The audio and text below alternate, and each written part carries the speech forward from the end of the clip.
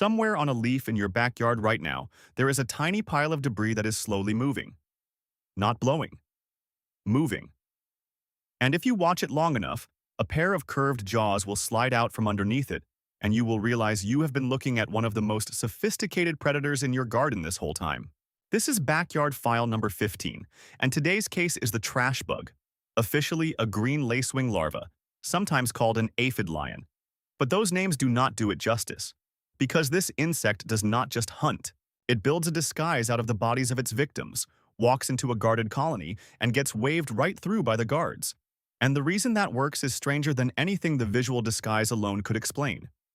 We will get there. Here is what is actually going on in your garden, and why this tiny thing has been pulling it off for longer than flowers have existed in their modern form. So let us start with what you would actually see if you found one of these larvae on a plant.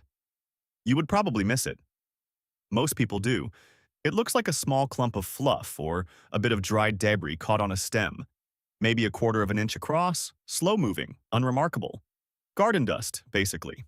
And then it stops. And then the jaws come out.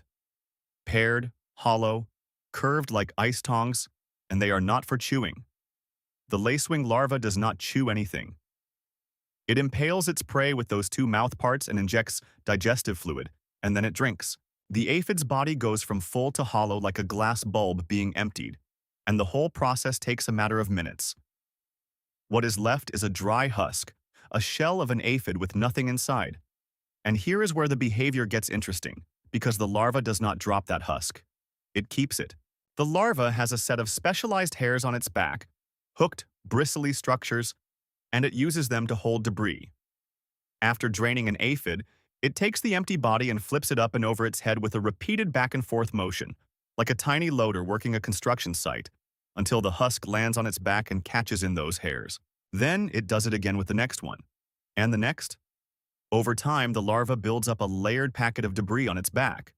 Aphid husks, maybe some plant material, whatever fits. And it carries this pile everywhere it goes. That is why it looks like moving lint. The whole structure is constructed, maintained, and repaired. This is not accidental. The larva actively builds its own suit. Now, you might think the obvious purpose is camouflage. Look like debris. Avoid being eaten by a bird or a spider. And that is probably part of it.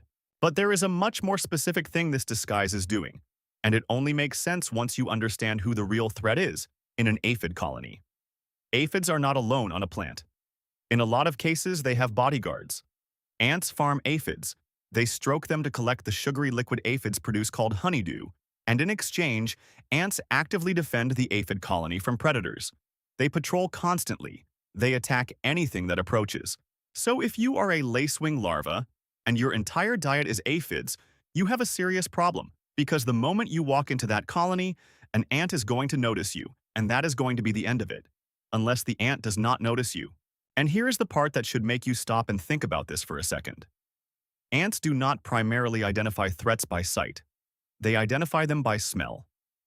Ants communicate through chemicals called cuticular hydrocarbons, essentially a chemical password that every member of the colony and every organism associated with the colony carries on its surface. Aphids that belong to the herd have a chemical signature the ants recognize. Anything that does not have that signature gets attacked. A dead aphid still has that signature. The cuticular hydrocarbons on the surface of an aphid husk do not disappear immediately after death. They linger. So when a lacewing larva piles a stack of dead aphids on its back and walks into a guarded colony, the ants scan it with their antennae, read the chemical label on the debris, and let it through. As far as the ants are concerned, they just checked something that smells like aphid, and it passed. The larva is invisible not because it looks like part of the herd, but because it smells like part of the herd. Researchers tested this directly, and the numbers are pretty striking. In one study, naked lacewing larvae, no debris on their backs, were exposed to ants, and about 40% of them were killed. Larvae carrying dead aphids on their backs walked through the same situation without being attacked. The corpse pile was not decoration. It was functional armor, and it worked almost perfectly.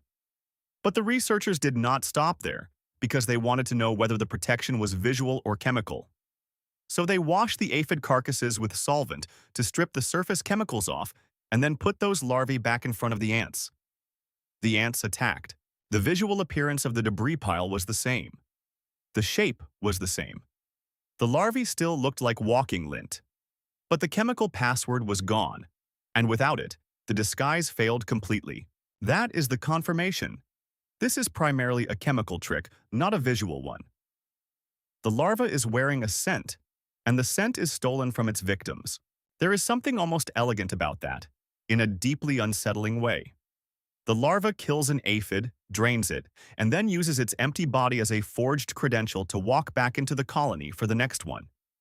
The victims are simultaneously the food and the key to getting more food. And the suit is not always made of aphid husks, which is the part that tells you how old and how flexible this behavior really is. Different lacewing larvae in different environments build different debris packets. Some carry wax, some carry lichen fragments, some use soil or silk or the exoskeletons of other insects entirely. One species that preys on mealybugs, which are also ant-tended, has been found carrying mealybug material on its back, which presumably carries the right chemical signal for that specific guarded colony. The larva essentially reads the local battlefield and builds a costume that matches it. The behavior is not locked to one material. The principle is, carry whatever smells like you belong here. That flexibility, and the fact that this behavior is so consistent and so precisely effective, points to something worth sitting with for a moment.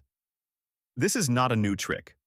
Researchers have found lacewing larvae preserved in Cretaceous amber, fossils from roughly 100 million years ago, and those ancient larvae are carrying debris packets on their backs, the same way modern ones do today.